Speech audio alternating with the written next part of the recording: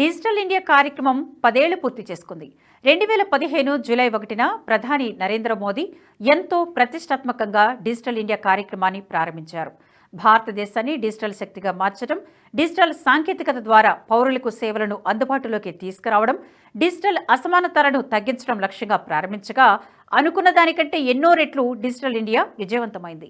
ఈ 10 ఏళ్లలో digital India దేశంలో పట్టణ, గ్రామీణ ప్రాంతాల్లో గణనీయమైన మార్పులను తీసుకువచ్చింది.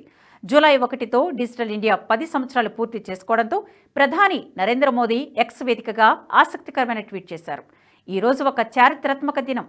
10 ఏళ్ల క్రితం మన దేశాన్ని డిజిటల్గా సాధికారత పొందిన, సాంకేతికంగా అభివృద్ధి చెందిన సమాజంగా మార్చడానికి డిజిటల్ ఇండియా ప్రారంభమైంది.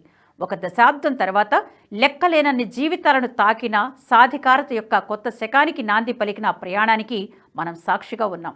140 కోట్ల మంది భారతీయుల సమిష్టి సంకల్పంతో భారతదేశం డిజిటల్ చెల్లింపులో అనేక పురోగతిని సాధించింది. ఆరోగ్యం, విద్య వంటి రంగాలు కూడా ఈ చొరవ నుండి ప్రయోజనం పొందాయన్నారు ప్రధాని మోదీ.